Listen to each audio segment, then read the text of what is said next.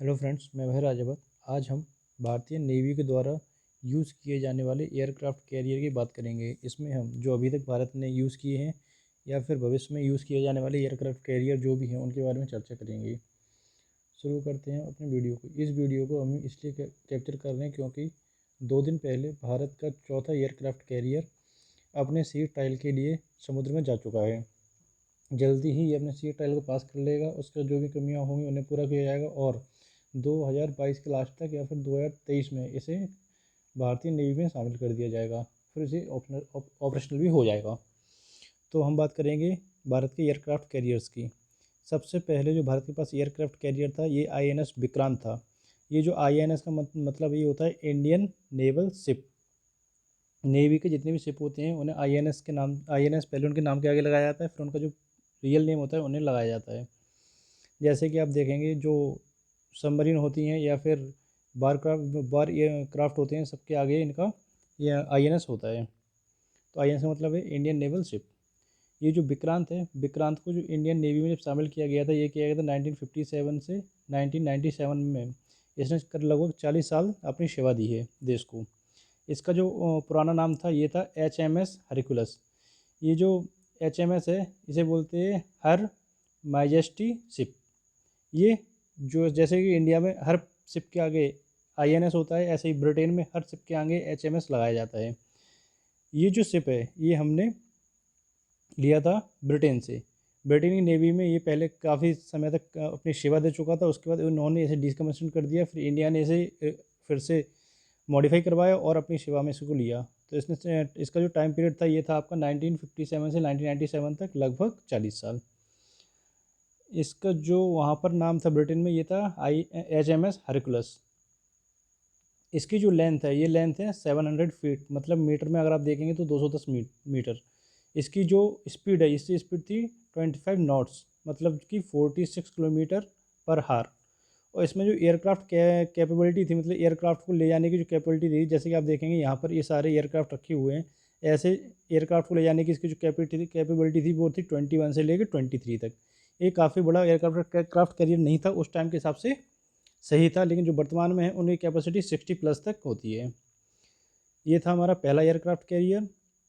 इस aircraft carrier ने जो हमारा विक्रांत था, इसने जो मेन भूमिका निभाई थी 1971 के जो इंडिया और पाकिस्तान वॉर हुई थी, जिसमें बांग्लादेश को मुक्त कराया गया था, उसमें इसने लाहौर जो पाकिस्तान का नेवी बेस है सबसे महत्वपूर्ण, उसे पूरा ब्लॉक कर दिया था, जिसकी वजह से उनकी नेवी इस युद्ध में बिल्कुल भी हिस्सा नहीं ले पाई थी।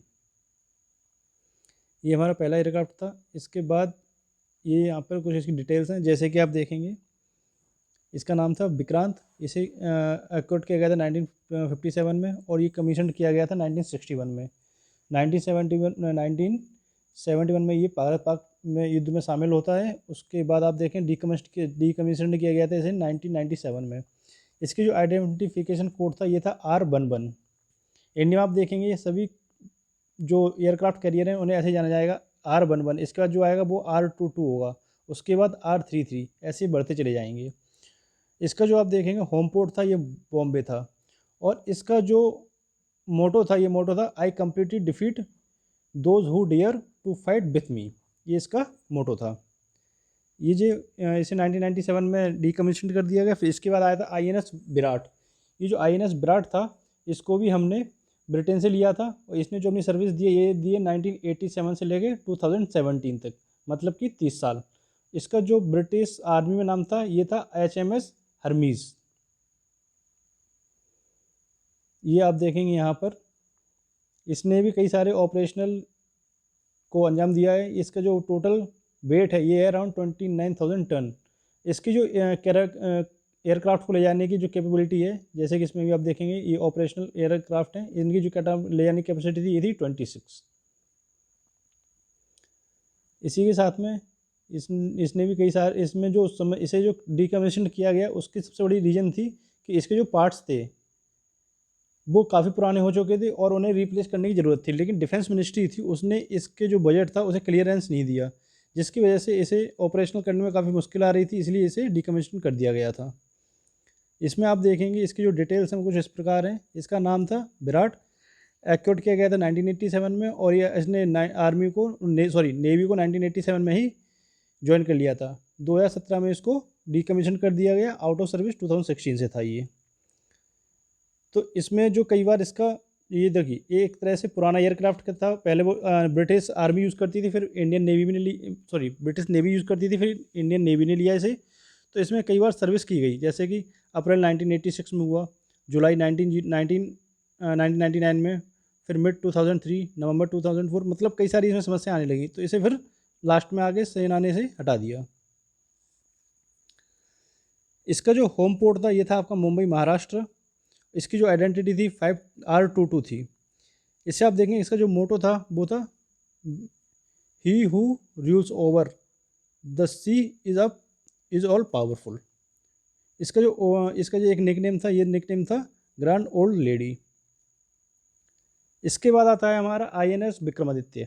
ये जो INS विक्रमादित्य ये वर्तमान में अभी भी ऑपरेशनल है, क्योंकि इसे करंट में ही आर्मी में शामिल, नेवी में शामिल किया गया है। इसमें इस शिप को जब आप देखेंगे, ये हमने लिया है आपका रशिया से।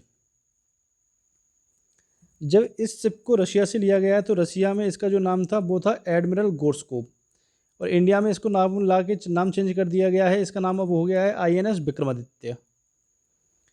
इसकी जो आप देखेंगे, इसकी जो लेंथ है, ये लेंथ है आपकी पूरे ऐसे में, ये है आपकी 284 मीटर, और इसकी जो हाइट है, इसे आप देखें ये 60 मीटर, 22 डेक्स। इसका जो इसकी स्पीड है ये है आपकी 13 नॉट्स, और इसकी जो एयरक्राफ्ट ले जाने की जो कैपेबिलिटी है, टोटल एयरक्राफ्ट आपके 34 ले जा सकती है, और जो 24 हैं वो MiG 29 KS को ले जा सकती है। साथ में 10 हेलीकॉप्टर भी इसके साथ में जा सकते हैं, तो टोटल उसमें हो जाएंगे 34। इसमें जो क्रू मेंबर है ये 1600 से 1800 क्रू मेंबर रहते हैं इसमें। और इसमें जो कुछ स्पेशल फीचर्स हैं इसके, जैसे कि आप देखेंगे यहाँ पर,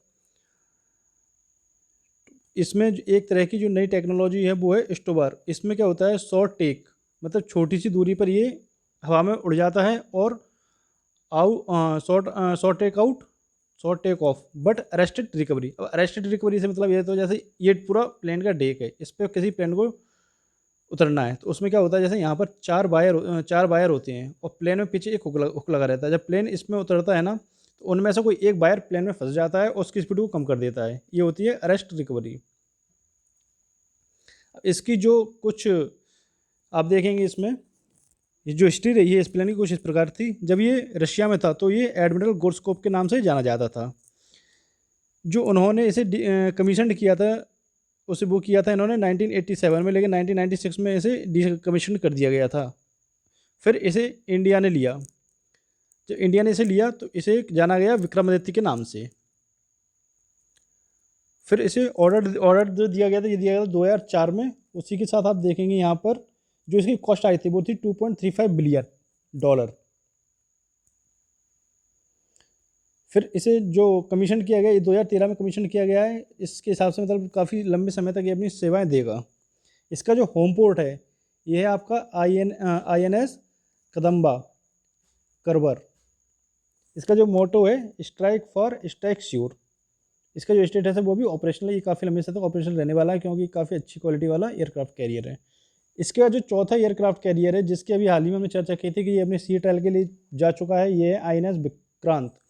देखिए, जो दूसरे नंबर का प्लेन शिप था वो भी INS विक्रांत था, इसीलिए इसे कभी कभी INS विक्रांत 2 भी कहा जाता है। लेकिन जो रियल नेम है इसका भी नाम रियल नेम विक्रांत ही है।